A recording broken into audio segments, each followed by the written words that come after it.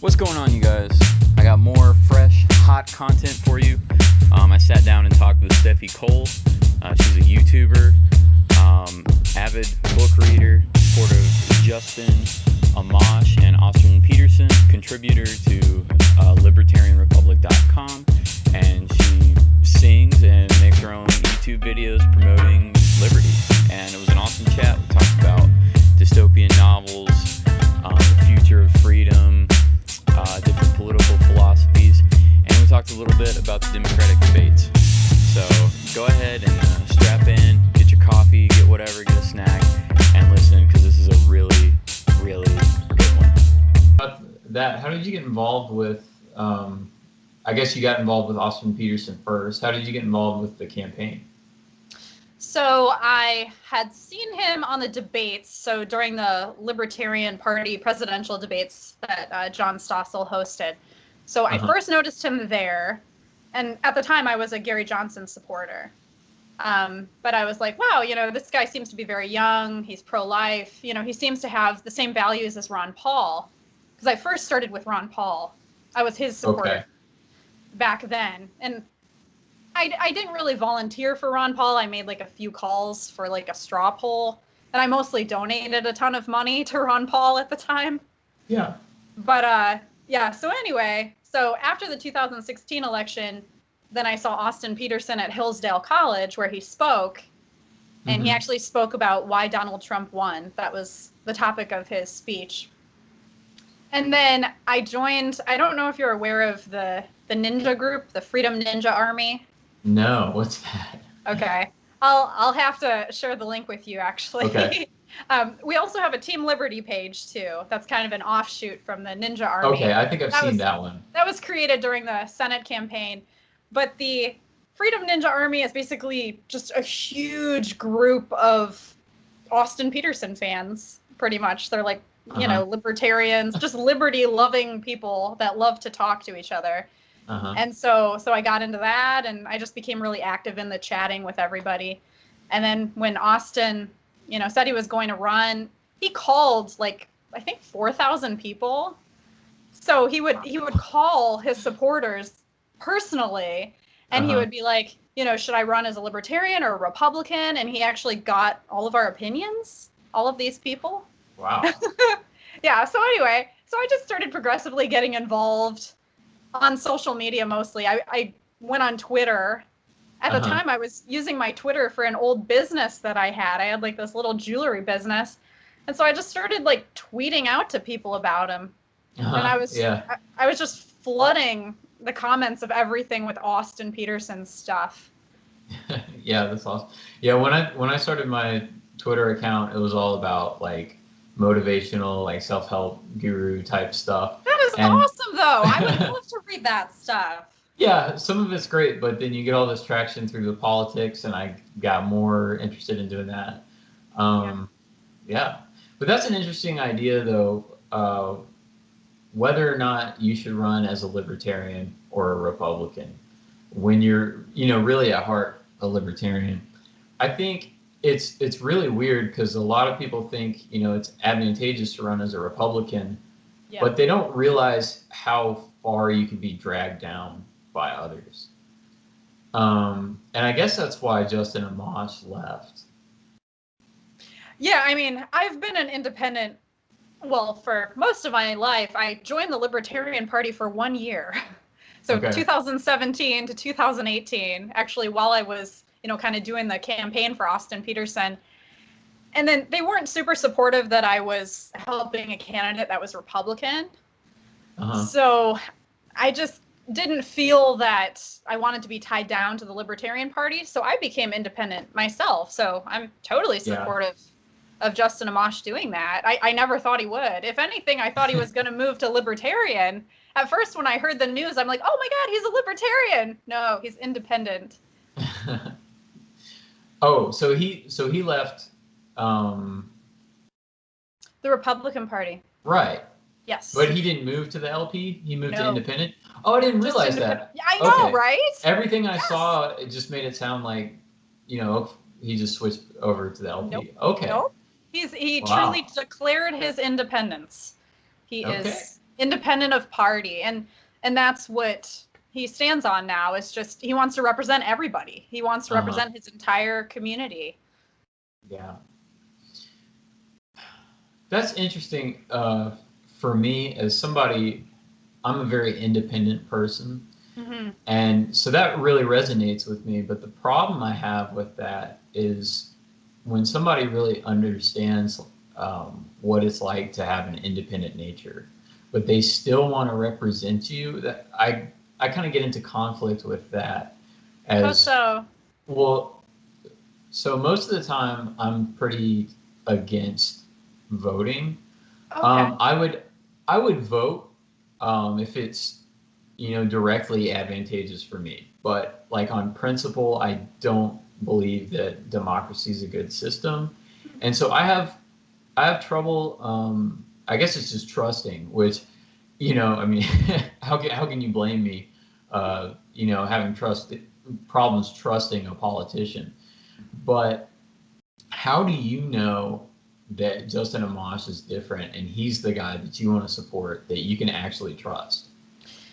So I first saw Justin Amash at a speaking event back in 2012 when he was helping out the Ron Paul campaign. So I saw him at Central Michigan University during a Ron Paul rally.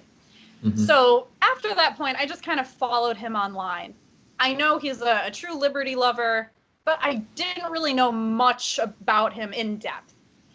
So over the past, I would say ever since this fall, I started learning more and more about him, because back in October, I was in some parades for his campaign. And so that's when I met people from Team Amash, so I met the people that actually work with him. And so they're such down-to-earth people, nicest people you'll ever meet. They're great. And so then this past week, I met Justin Amash for the very first time on Independence Day. So that was when I truly actually was able to talk to him. Mm-hmm. And he's just a nonchalant guy. I mean, he walks the walk, talks the talk. He is who he is. He's exactly who you see on television, exactly who you see on social media. He is an extremely honest, sincere guy. And I first realized that at his town hall. So I went to his town hall, what was that, a few months ago, when he was talking about, the whole Mueller report and the impeachment and whatnot. So that was when I first truly saw him, speaking his mind. And I was just amazed by how relaxed he stays. And he's just extremely genuine. I mean, you can tell. I'm a good judge of character. I know a lot of people say that, but I can just everybody feel says that. Yeah. Yeah, I can feel it. Usually I can feel when someone's being fake and not them, but I have yet to see him be inconsistent. Wow, that's awesome. Yeah, I guess Ron Paul is the only other politician that I can really think that's truly like that I believe, he stands by everything he says. Mm-hmm. Maybe I could see the case for Bernie Sanders on the other side of things. But other than that, really, I think just Ron Paul's the only one like that. Yeah, I mean, Ron Paul, he's been my hero since I found him. Yeah, I mean, I've always wanted to meet him. Have you met him? No, I haven't. Okay. Yeah, that's definitely my life goal. One day. Yeah, awesome. So when did you find Ron Paul? From just his presidential run? Well, I try to go back in history and figure out like where I actually found him. My boyfriend claims that we found him by watching the Alex Jones show. So we used to watch Alex Jones, and he was like the only one that would let Ron Paul on a show, back in the day when he was completely silenced. Yeah. So we discovered him probably back in like 2009-ish. And then I just became increasingly a supporter. I was part of the Tea Party somewhat. Like I went to a Tea Party rally. So I got involved with that group because, that was kind of the new wave, the new liberty wave. And then Ron Paul was there, 2012. Yeah. I remember going through an InfoWars phase too. Yeah. It's kind of awesome to sometimes just sit and listen to something that's just so crazy and try and discern like how much do you think is actually true, because there are some things that he says that are just pinpoint accurate. Mhm. And even what he gets made fun of for the, oh, they're turning the frogs gay or whatever, but Yeah, like that um, part I don't believe. you know, I saw a story when somebody was talking about that video, and the chemicals that they were putting in the water Mhm. supposedly turned the frogs into some sort of like transgender, like Oh, transsexual. It changed their like biology. So okay. he wasn't too far off, and I I would think that believe that. yeah. So he wasn't too far off in the one instance where everybody makes fun of him. But I've always kind of admired that way of thinking, where he just allows himself to grab onto any kind of uh, idea, and he just Yeah. doesn't filter it. And I'll be honest with you. I mean, people are going to think I'm crazy, but ever since you said that there's fluoride in the water, I truly believe there's truth to that. And ever since he said that, I buy spring water. Really? It's because of him. Yes. Yeah, Just but to be on the safe side. yeah, it's interesting because then you go on his website and you see how many like water purifiers he sells, and you Oh. know, just stuff like that. But you know, if he's right, you know, he's doing a great thing. So I love seeing that. One of the things that interested um, me in your content was just how open you are, that like you're learning. Mhm. Every time I go online, I see people, they're always trying to position themselves as like the foremost expert on whatever topic, whether it's libertarianism, whether it's business, anything really. And, you know, to show any kind of like weakness or I don't know is like the cardinal sin. But I really love how you're just like, oh no, I haven't read that. I haven't heard that idea. Let me go check that out. Yeah. Because for me to do this podcast, to go online and talk about liberty, I have to do that because I'm so new. There's so much stuff out there that I haven't read.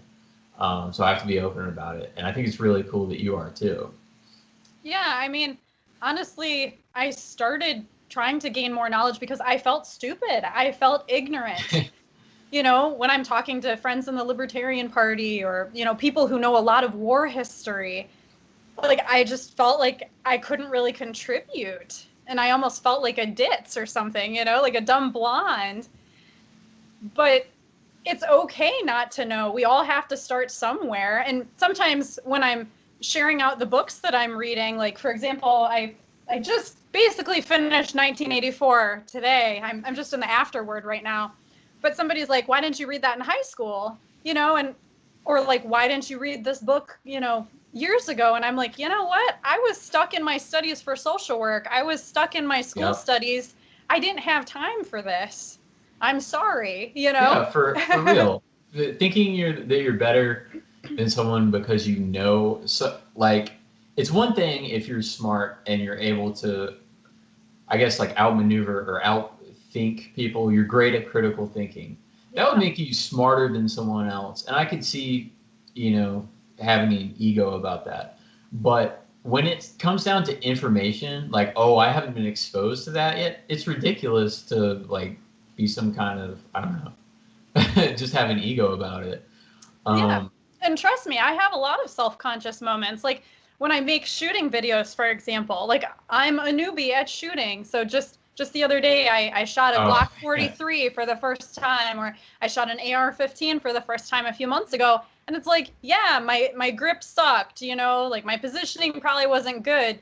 So people are obviously going to tell me that, and I'm sure you're an expert in that, you know, being that you're in the military, you know, and I would trust your input, but it's like people just want to bash you. They want to criticize you. And so I have yeah. to almost make disclaimers and say, listen, I'm not an expert. This is my first time shooting this gun. What do you expect? Yeah, it's amazing when you put yourself out there, even if, yeah, like you said, you put all the disclaimers out there, like I don't know what I'm doing. They'll still they'll still be the know-it-all. They'll still try and put you down. Right. But yeah, I saw that. Yeah, you were reading 1984. Um, what did you think? What did you? Because I don't think I've ever talked to anybody who's just read it. What's your big takeaway from it? So honestly, like the end is what got really good.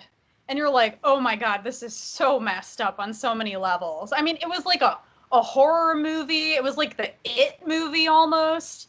Uh-huh. It was like Fear Factor. I mean, it's so disturbing and twisted. But at the same time, I felt like it was real. I felt like I was reading a book about the Holocaust. I saw a lot of comparisons to like the Holocaust. Like for example, they made Winston, get naked and look in a mirror, and it was so dehumanizing, which is what they did to the, Holocaust people. So I saw so many parallels to our world. And normally I'm not a fiction reader. Like I read mostly nonfiction. This was the first fiction book I've read in probably like 10 years. Mm-hmm. Yeah, same. As far as fiction goes, I really only read Orwell and I read some Chuck Palahniuk, the Fight Club guy. Okay, yeah. He has some amazing stuff, but yeah, I mostly stick to the nonfiction. Yeah, 1984 is crazy, and to be honest, I read it. I mean, a long time ago, so I don't remember all the exact Right, yeah. stories. Yeah, But everything's fresh in my mind, so I can right. understand. But what I remember, the takeaways are just like it describes how government operates. So I'm always online seeing people say, "Oh, this is just like 1984. It's starting to come true." But Yes. I think you can go back to any time in history and see, that this 1984 like universe playing out on some Mm-hmm. level. So I think it's a descriptor of what government does. Yeah, I mean, you could take bits and pieces of this book and, compare it to certain parts in history. So absolutely, it applies to, hundreds of years ago even. Yeah. Mm-hmm. Yeah. So the next one to read is Animal Farm, if you haven't read that one, I because haven't read that one either. you can read it in like an hour. Really? Yeah, it's Oh it's my really gosh. short, Okay. and yeah, and it's a lot easier to understand, and you'll have the same moments like, oh my God, like what was I thinking up until now, like that sort of thing. Yeah. Um, One I just finished reading, Michael Malice is always suggesting Brave New World. Okay. Uh, Yes. yeah, he said it's like the better version of 1984. I The don't better know if version. I don't know if it's better or worse, but some of the stuff in it is really freaky, and it describes just like just like the human condition, and it's all about freedom. Isn't Brave New World about making like a perfect world, like a utopia? It's another Is that utopian kind of idea. They the overlords split everybody into like alphas, betas. Uh, I don't remember all the ones. There's gammas, and it just goes okay? on down the list. And Yeah. it's like a crazy caste type system. Mm-hmm. And just like in all the other like utopian style stories, they burn all the books. They have a new way of thinking, and they don't let you write or anything like that. So I think that book burning seems to be a common theme in all these books, like Fahrenheit 451. I yeah. have yet to read the book, but I did watch the movie on an airplane, and that was a really good movie. And like in 1984, they talk about, like you can't read books either, and you're Mhm. not supposed to write. So yeah, it's a huge theme. Yeah, the protagonist in Brave New World he's like one of the only people left who's read Shakespeare. Okay. And so everybody just exists in this banal world where they take everything from the top down that they're told. Mm-hmm. So like the gammas, they won't ever strive to be anything more than what they're given or what their position is. Um, you know, as far as this idea goes, I actually um, I had a friend tell me one time, you know, he felt bad. Is actually a really cool guy because he decided to drop out of college and like start doing his own thing, and it ended up working out great for him. But he told me like he's always just down because people are always asking him, what do you want to do? Like, what do you want to be? Mm-hmm. And he said, well, you can be this, you can be this position, this job title, whatever. And he's like, no, I'm a person, I'm a human being. So there's so much more to me that you can't describe me in just a few short little blurbs.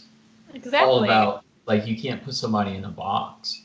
No. Yeah. And whenever you meet somebody, like usually the first thing they ask you is, oh, what do you do for a living? Mm-hmm. You know, and it's like, really? That defines me? Right. Yeah, exactly. It's like, what do you do for money? And then but for most people, it becomes okay for them. And that's one of the things I struggle with is like, you know, there's a lot to me. And when you start pairing things, like what you do, you know, as far as work and what you do outside of that, and then maybe some weird thing you're interested in, it creates these weird, like, unique combinations to where nobody's the same.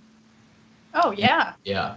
And that's what I love about the liberty movement is there's so much room left for interesting people to take over that can stand up and say, you know what, I believe in freedom, I believe in property rights, but I also do this. I'm also a cool person, you know? Right.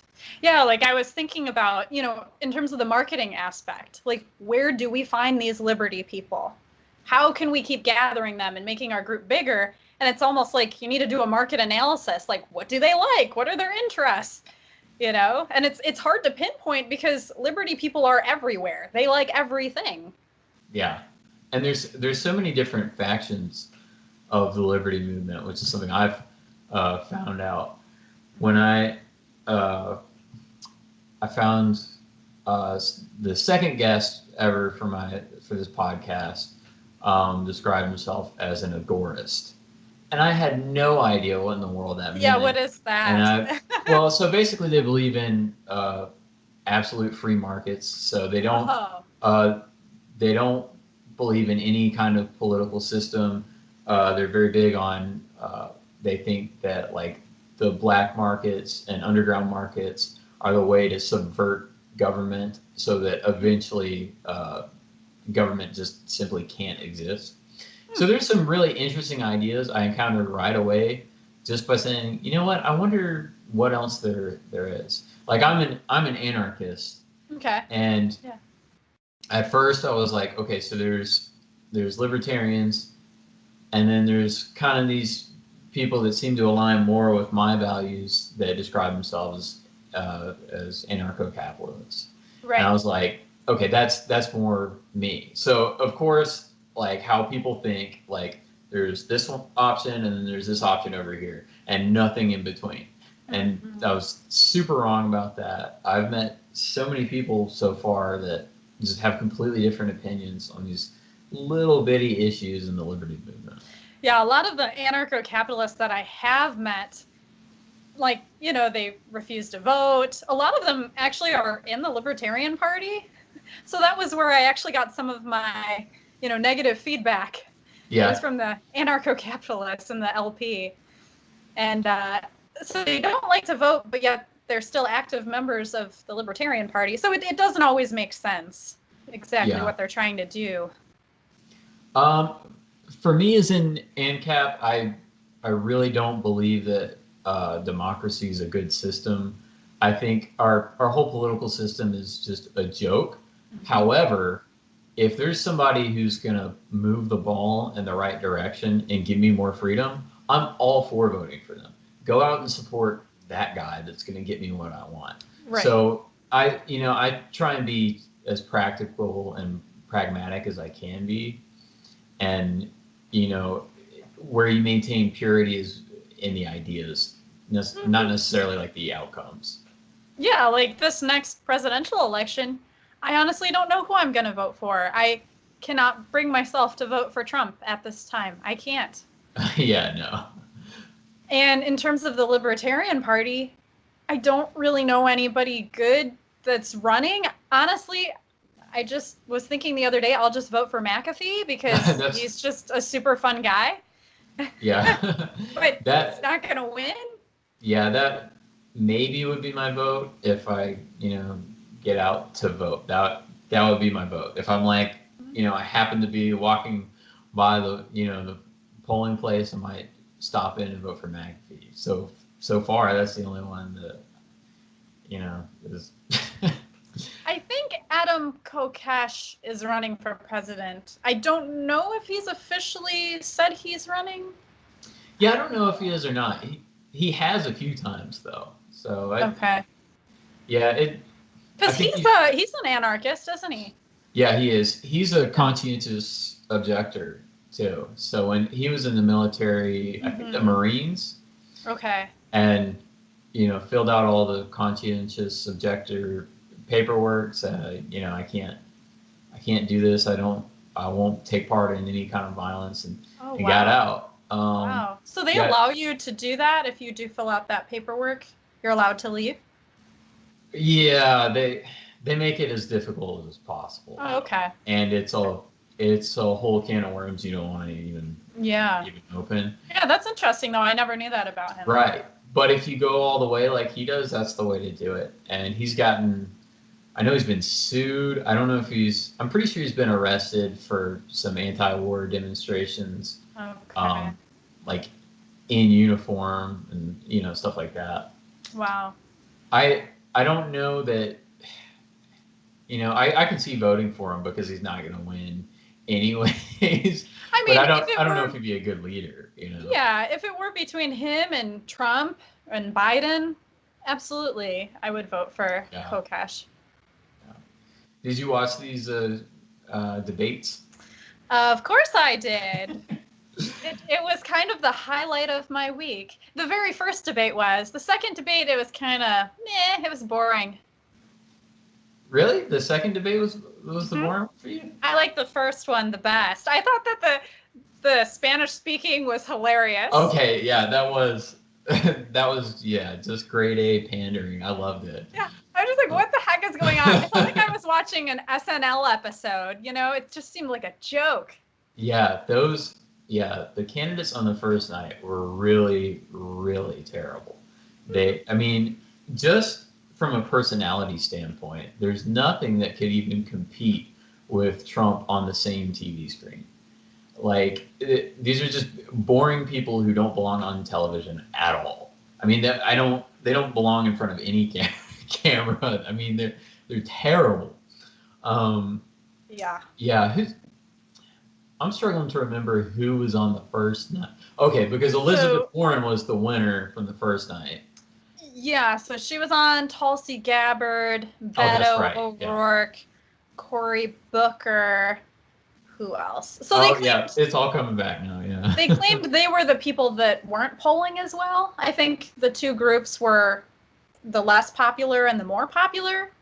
Even though I felt like some of the people in the first group should have been in the second. Like Elizabeth Warren, I feel like she should have been in the second group because she seems to be more well known. Yeah, it was weird how they split it up. I don't know why they did it that way.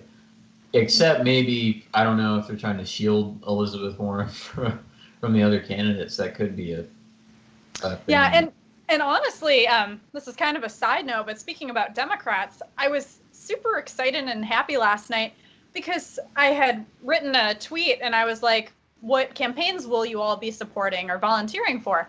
And this one person said Joe Biden. And I was like, oh my gosh, there is actually a Democrat that follows me. And that made me so happy because I really want to bring people together. I just want us to get along and be able to communicate.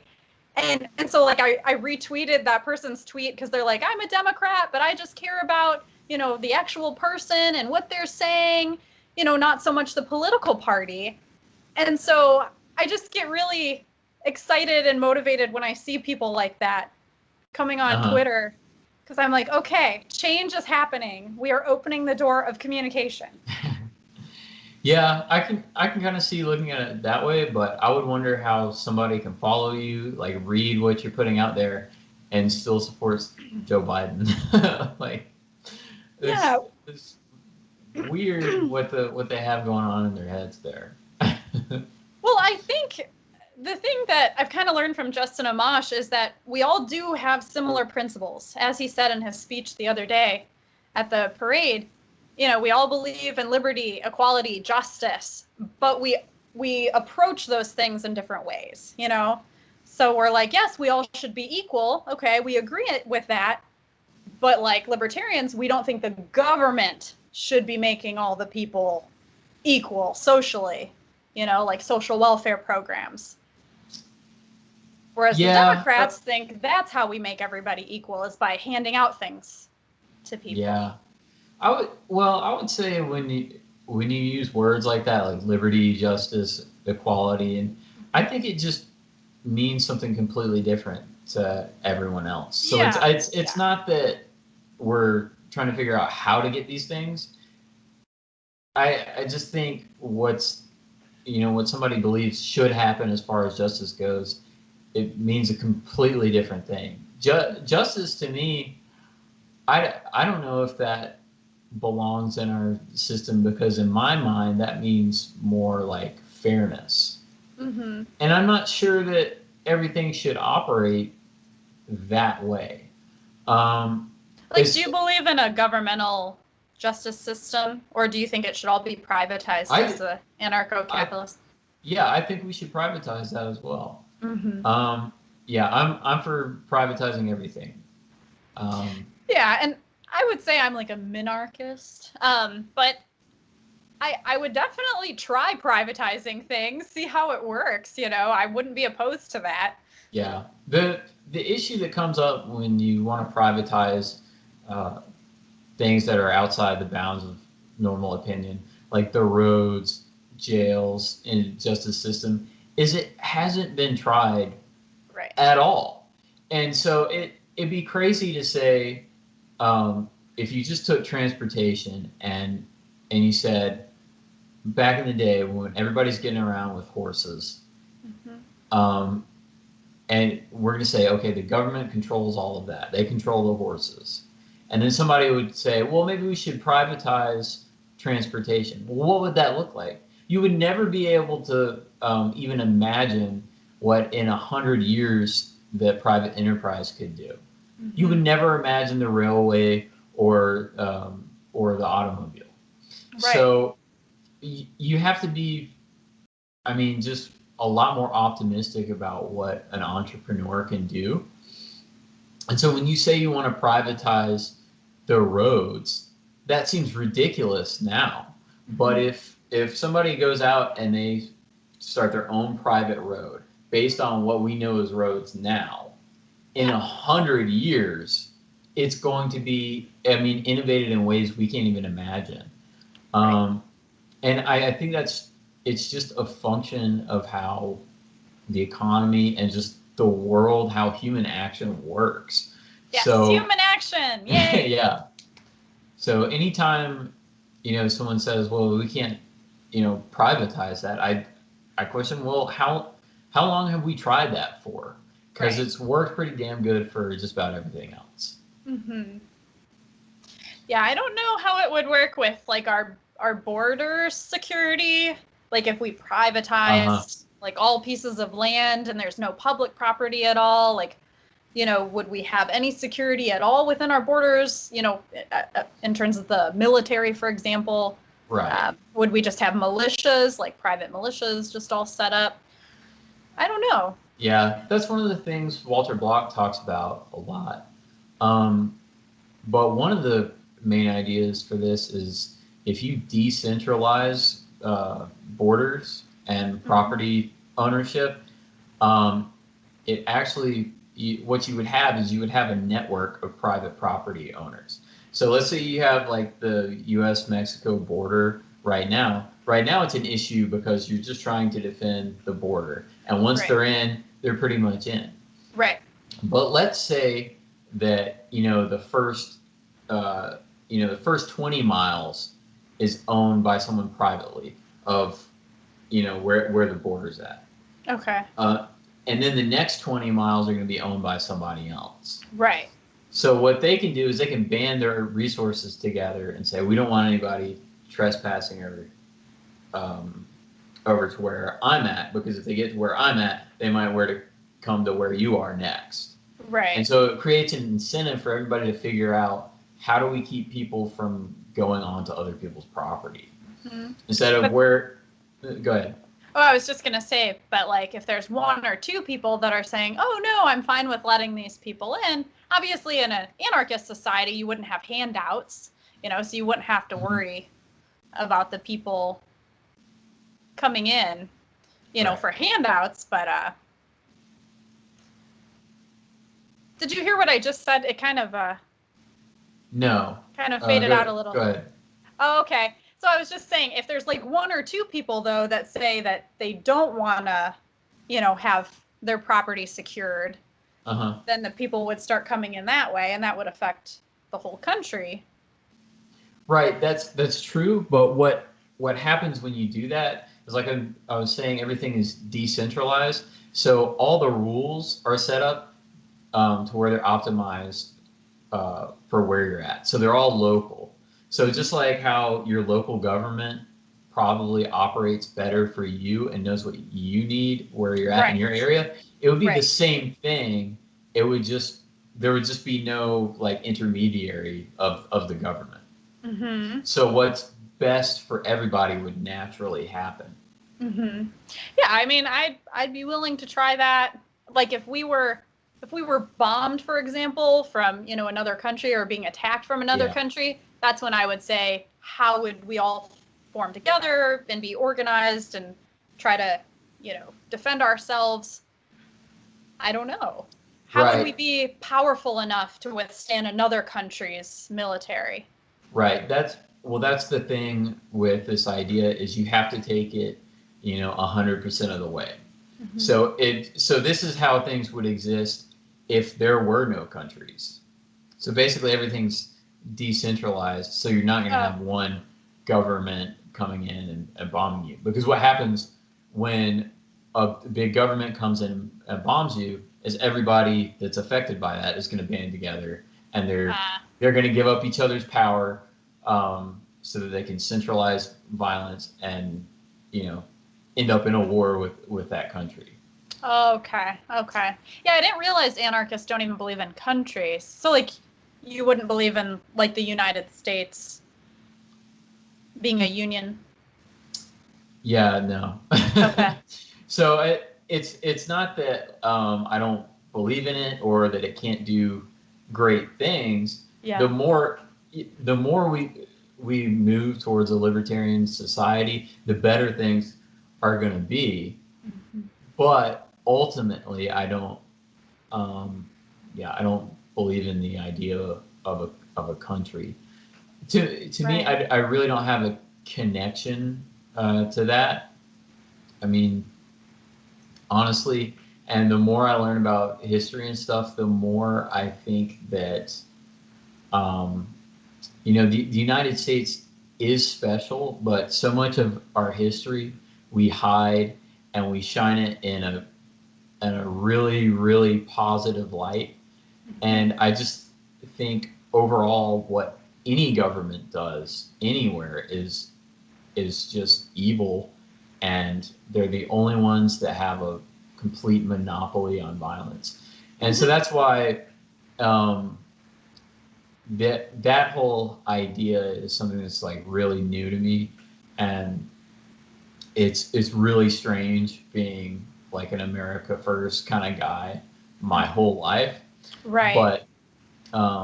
But I think it's really freeing to try and think of yourself as just a human being, and maybe not even so much as an American. So I can be, unbiased when it comes to what I think, we should do.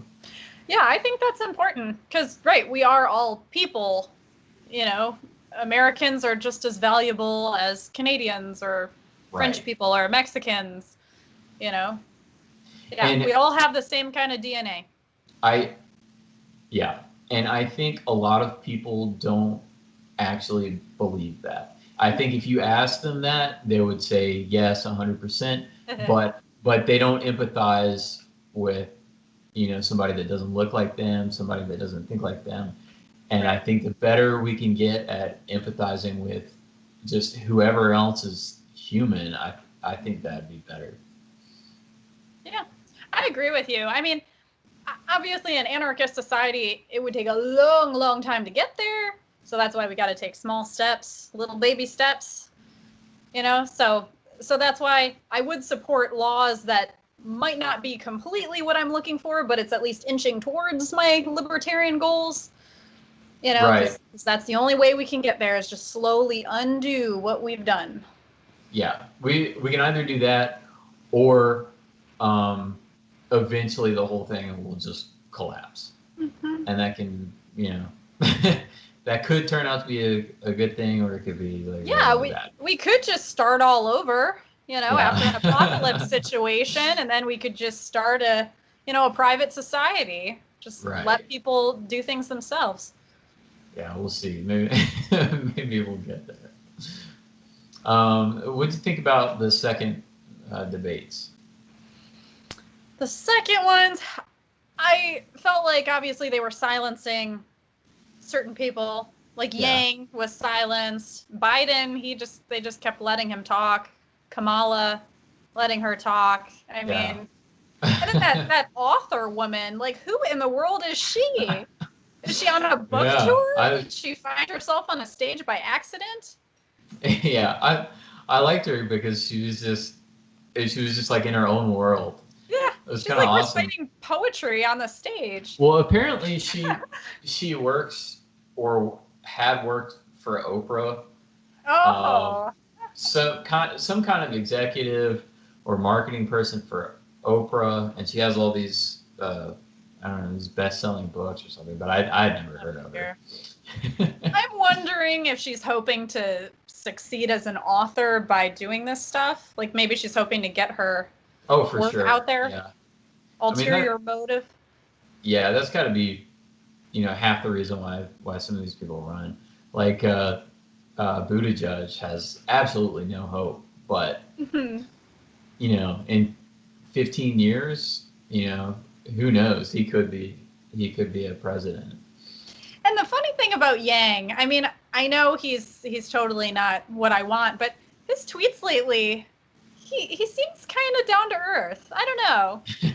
He's making me like him a little bit. Yeah, just his personality. Yeah, I like him personality-wise. Probably, best among all the Democrats. Maybe between him and Tulsi Gabbard, but yeah, he's definitely the most. He's like so in touch with like just average Joe. But yeah, he just totally came out there and laid an egg on the debate stage. I know he says his mic was tampered with or whatever, but I don't know. And if you're in that situation, I gotta think that just raising hell about it is your best strategy. Because you look at what Trump did during the 2016 election, he was saying people were messing with his microphone. You remember from one of those debates where people were saying he was like sniffing a lot because he was a coke addict. Oh. Yeah. and he just would not let it go that he thought somebody was messing with his microphone. And that gave him so much press. If you're Andrew Yang, why don't you do the same thing and go, they're silencing my microphone? Even if half the people think you're crazy, you're going to get your name out there and you're going to take over the conversation. Yeah, I mean, it all started with Ron Paul, when he used to be at the debates. I just remember he would get to speak a few times, maybe once or twice. And it was so sad. Yeah, it really is. It's the whole Tom Woods show thing. You have this 3x5 index card of allowable opinion, and if you think anything outside that, they're not going to let you talk. You're not going to be heard. Yeah, it's just pathetic to me. I mean, do these news reporters really think that Americans don't notice any of this. I mean, maybe Right. Americans are kind of stupid, and oblivious in some ways, and they wear rose-colored glasses, but it's pretty obvious who's more popular on a stage. Yeah. And, well, I guess they do it because, for the most part, it works. Yeah, Andrew Yang's not going to be the nominee. I mean, you'd be crazy to bet on that. So for the most part, it works unless you have somebody that's just really out there and really going for it, like Trump did, or like Ron Paul did. Right. Yeah, I mean, I think Biden will probably be the candidate. I mean, he's got the name recognition. He seems to be the pick. Yeah, I don't know who I think of. Biden, he just keeps putting his foot in his mouth, and he's really low energy. I don't know if he'll get the nomination. I would suspect either Kamala Harris or Elizabeth Warren. Elizabeth Warren seems to be the establishment pick. Oh, yeah. Kamala Harris, I mean, she's just disgusting. But but I think she's really, found a good strategy, and she's not afraid to go after Biden or some of the other candidates. Mm-hmm. Yeah. So a thing I ask every single guest, because I do this for me, and and for everybody else, but really more for me. I got some interesting answers.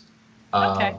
If, let's say, you wake up tomorrow and you're God, you control everything, and you get to pick a book that everybody will have read and understand on a deep fundamental level, almost like in the way that you understand it.